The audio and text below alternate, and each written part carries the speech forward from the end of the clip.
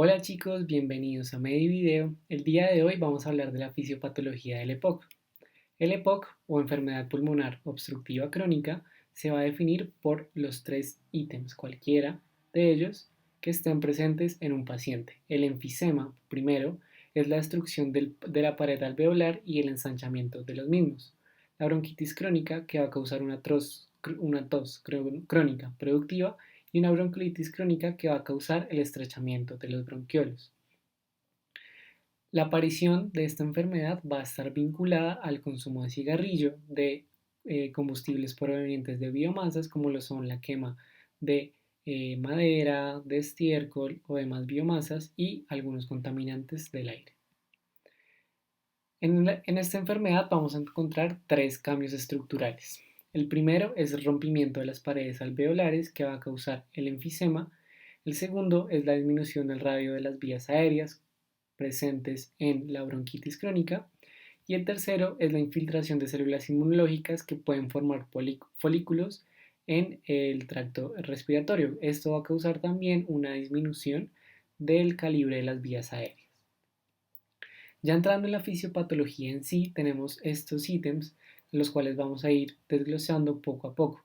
El primero es la inflamación y proteólisis de la matriz extracelular. Segundo, el estrés oxidativo. Tercero, muerte celular y enfisema.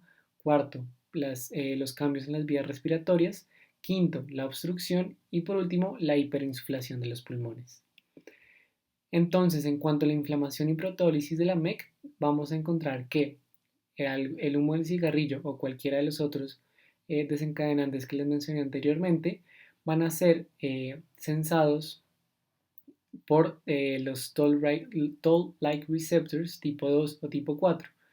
Estos van a activar un mecanismo de señalización intracelular que van a llevar a la producción o al aumento de la expresión de proteínas como lo son la AP1, el factor de necrosis tumoral y el NF-kappa beta. Estos, a su vez, van a tener un mecanismo de señalización dentro del núcleo que van a aumentar la transcripción de el factor de necrosis tumoral alfa, prointerleuquina 1, interleuquina 1 e interleuquina 18, y pues esos van a aumentar su expresión en esta enfermedad. Por otro lado, los TLRs van a activar otras proteínas como lo son la MAP quinasa P38. Esta MAP quinasa va a tener dos funciones muy importantes. Primero es la apoptólisis, que esta no va a ser tan importante en la POC, pero sí muy importante en la POC va a ser que la activación de esta proteína va a causar una inflamación, la respuesta inflamatoria muy característica de esta enfermedad. Entonces, con las interleuquinas mencionadas anteriormente, la 1 y la 18, el factor de necrosis tumoral alfa y la producción de citoquinas por parte de la activación de la MAP quinasa P38, vamos a tener una atracción de neutrófilos, eosinófilos y células dendríticas a las vías respiratorias. Y esto va a constituir la respuesta inmune innata en EPOC. Además de eso, vemos que también tenemos una parte en cuanto a la respuesta inmune adaptativa. Va a ser mediada por células helper tipo 1 que van a producir este CXCL10, el cual va a activar macrófagos, y los macrófagos van a tener un rol muy importante en la POC, que va a ser la producción de las metaloproteinasas 12 y metaloproteinasa 9. Cualquiera de estas dos metaloproteinasas, como ya veremos más adelante, van a inhibir a las elastasas como lo son la alfa-1 antitripsina. Y esto va a llevar a una degradación aumentada de la elastina, una obstrucción de la vía aérea y enfisema. Entonces, ahora en cuanto al estrés oxidativo, vamos a tener que el estrés oxidativo va a tener varios mecanismos de acción que van a promover el desarrollo de esta enfermedad. Entonces vamos a ver un aumento de la expresión de NF-kappa beta de la MAP quinasa P38 y autoanticuerpos que ya vimos anteriormente. Además de eso, va a disminuir la expresión de SIRT1. SIRT1 es una proteína que va a causar o que va a impedir que la célula prosiga en el ciclo celular, entonces va a detener la célula. Entonces lo que va a hacer el SIRT1 es que va a causar una senescencia celular. Y también el estrés oxidativo va a dañar el ADN y también va a causar daño mitocondrial. Eh, por otro lado, es muy importante esta HD2 o es una proteína que va a desacetilar las histonas. Esta es muy importante, ¿por qué? Porque si se desacetilan las histonas, vamos a tener una mayor expresión de ciertas proteínas como lo son la NF-kappa beta y la MAP kinasa P38. Pero también esta desacetilasa va a tener un rol muy importante en la farmacodinamia de los corticosteroides. Es por eso que los pacientes con EPOC en algunos casos suelen no tener la respuesta esperada cuando se les administra este tipo de medicamentos. También por otro lado, el estrés oxidativo va a aumentar el TGF-beta, que va a causar fibrosis y va a disminuir antiproteasas como lo son la alfa-1 antitripsina, que ya veremos más adelante qué otras antiproteasas encontramos. Entonces, en cuanto a la muerte celular y el enfisema, como les comenté anteriormente, está mediado por la disminución de SIRT1 y entonces va a tener, digamos que, 4 pasos que van a llevar a la muerte celular en este caso. Entonces lo primero es que la exposición al humo de tabaco va a producir inflamación y va a atraer las células inmunitarias que ya vimos anteriormente a los espacios terminales de los pulmones, es decir, a los alvéolos. Las células inflamatorias van a liberar proteasas elastolíticas como lo son las metaloproteinasas 9 y 12 y estas van a dañar la matriz extracelular por medio de una degradación aumentada de la elastina. El estrés oxidativo va a causar muerte celular y va a causar una pérdida de la unión o de la consistencia de la matriz extracelular. Y como tenemos muchas proteasas elastolíticas y tenemos una disminución de las elastasas, vamos a tener entonces una reparación ineficaz de la elastina y otros elementos de la MEC que van a llevar al enfisema. Entonces, dentro de la hipótesis de la elastasa antielastasa, que esta hipótesis se generó por las por la observación de pacientes con deficiencia genética de alfa-1 antitripsina, entonces esta hipótesis plantea que siempre tiene que haber un equilibrio entre las enzimas que degradan la elastina y las que van a inhibir las proteínas que degradan. Y un desequilibrio entre esto va a causar una susceptibilidad a la destrucción de los pulmones, que en otros términos es al enfisema. Entonces acá les dejo unas tablas contra las proteinasas y los inhibidores, donde por ejemplo inhibidores muy importantes encontramos la alfa-1 antitripsina y proteinasas muy importantes encontramos metaloproteinasa 9 y 12 y la elastasa de neutrófilos, muy importantes en EPOC. En cuanto a la senescencia, entonces ya les había mencionado anteriormente el SIRT1. Entonces el SIRT1 en condiciones normales, como vemos acá en la imagen, va a tener un mecanismo antioxidante, va a estimular la biogénesis de las mitocondrias y va a inhibir la respuesta inflamatoria.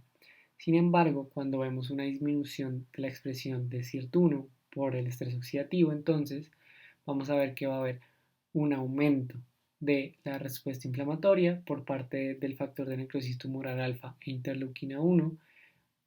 Vamos a ver aumentada la apoptosis, vamos a ver aumentada o disminuido los procesos antioxidantes y vamos a ver disminuido la biogénesis mitocondrial. Entonces lo que va a causar a grandes rasgos estos es que la senescencia definida es que hay una disminución de la proliferación celular, pero se va a mantener el metabolismo. Y eso se va a dar por la disminución de la expresión de SIRT1, mediada entonces por el estrés oxidativo. El enfisema, esto es una placa histológica donde vemos el enfisema. El enfisema es el de la derecha, entonces vemos muy claramente cómo se han perdido muchos alvéolos, se han generado espacios mucho más grandes, que eso va a tener cambios, o bueno, efectos más bien, a nivel de la mecánica ventilatoria que ya veremos más adelante. Y acá vemos, digamos, a un nivel más macro cómo se ve el enfisema. Entonces, esto sería acá donde estoy señalando los espacios alveolares normales y vemos acá como hay ciertas zonas donde hay un ensanchamiento de estos espacios, donde vamos a ver que no se tiene la integridad de alveolar normal y estos son considerados enfisemas. Entonces acá vemos el enfisema visto un poco más de cerca. En cuanto a los tipos de enfisema, encontramos tres tipos: el centrolobulillar, el panacinar y el paraseptal. Entonces el primero, el centrolobulillar, lo vamos a encontrar, que es este, lo vamos a encontrar hacia el centro de los pulmones, muy cercano a los cilios. ¿Por qué? Porque en pacientes fumadores o que están expuestos a alguno de las noxas, este, pues este va a ser el primer sitio de contacto del parénquima pulmonar con estos desencadenantes. Entonces por eso lo encontramos muy cerca de los cilios y este va a ser el más común en pacientes fumadores. También, digamos, ya en etapas muy avanzadas de la enfermedad, vamos a encontrar este tipo de enfisema hacia el lóbulo superior. ¿Por qué? Porque como tenemos un humo, el humo del cigarrillo se tiende a ir hacia arriba, entonces también va a afectar el lóbulo superior de los pulmones. El segundo, panacinar, es un enfisema que vamos a encontrar en pacientes con déficit genético de alfa-1 antitripsina. ¿Cuál es la diferencia? Que este va a estar distribuido en todo el pulmón. Y el paraseptal, por último, entonces muy importante del panacinar, antes de hablar del paraseptal, es que vemos aquí como no está tan marcado en el centro del pulmón, sino que está hacia los lados. Y por último, ahora sí, el paraseptal es el que encontramos eh, en pacientes jóvenes que forman bullas. Este no es tan común en pacientes con EPOC, pero sí es un tipo de enfisema. Entonces, a nivel, digamos que un poco más macro en cuanto a la relación de ventilación, vamos a encontrar que en el enfisema vamos a tener un aumento de la presión intraalveolar. ¿Por qué? Porque con la degradación aumentada de elastina, eh, la, ese retroceso elástico normal del pulmón se va a ver disminuido. Entonces va a haber un aumento de la presión intraalveolar porque no se está sacando el aire. Además de eso va a haber una disminución de la capacidad de difusión por el aumento o por la disminución considerable del número de alvéolos y vamos a encontrar diferentes relaciones PQ en el mismo paciente. Entonces, por ejemplo, aquí donde estoy señalando, tenemos un parénquima pulmonar normal, donde la relación PQ va a ser normal. Sin embargo, tenemos acá otros espacios donde vemos el enfisema, en los cuales eh, puede no estar llegando aire, entonces vamos a tener una relación disminuida y vamos a tener otros espacios donde está llegando mucho aire, pero no se está aprovechando, entonces vamos a tener una relación BQ aumentada. Hay mucha ventilación y eh, poco intercambio gaseoso. Ahora, en cuanto a los cambios de las vías respiratorias, encontramos varios cambios dependiendo del calibre de las vías respiratorias. Entonces, en cuanto a las de gran calibre, vamos a encontrar una bronquitis crónica que va a ser producida pues, por la cascada inflamatoria, va a producir tos y producción de moco. Esta tos y producción de moco va a causar una obstrucción y una bronquitis. Y también en pacientes fumadores vamos a tener un aumento de las células calciformes, lo cual va a llevar a un aumento de la probabilidad de producir un cáncer. En las vías de menor calibre se ha encontrado en pacientes con EPOC una presencia constante de Haemophilus influenzae y Streptococcus pneumoniae. Estos dos microorganismos van a alterar el proceso de fagocitosis y pues que también van a causar inflamación. Entonces, en cuanto a la hiperinsuflación, tengo unas bombas ahí porque es una analogía. Eh, que, por ejemplo, cuando, digamos, inflamos mucho una bomba o estiramos mucho un caucho, va a llegar un punto en el que no va a volver a su estado normal. Entonces, les hago la similitud con la bomba o con el caucho porque va a pasar lo mismo en los pulmones. Vamos a perder ese retroceso elástico normal de los pulmones y con eso va a haber un atrapamiento de aire. Por eso en pacientes con EPOC vamos a tener un incremento en los volúmenes residuales y en la capacidad pulmonar total. Además de eso, en pacientes con EPOC a nivel radiográfico encontramos que hay una disminución o un aplanamiento del diafragma, vamos a tener un corazón en gota.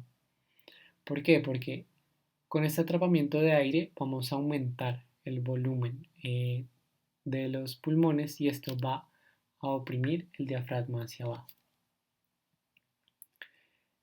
Este es un resumen, digamos, de los mecanismos fisiopatológicos celulares que van a causar el EPOC. Entonces vemos acá muy importante la expresión de las moléculas CXCL, el factor de necrosis tumoral alfa con las interleuquinas, el papel de, de las células de los linfocitos T, el papel súper importante de los macrófagos y sus derivados, que son la fibrosis, que no es muy importante en EPOC, pero está presente, el enfisema y la hipersecreción de moco y la bronquitis crónica. Estas son las referencias. Y bueno chicos, eso es todo por el día de hoy. Espero que les haya sido de utilidad el video. Espero que esta nueva dinámica de los videos con cámara les sea más agradable para ustedes. Los invito a seguirme en Instagram como @medivideo y no se olviden de darle like, suscribirse y activar la campanita porque estaré mucho más activo en YouTube. Adiós.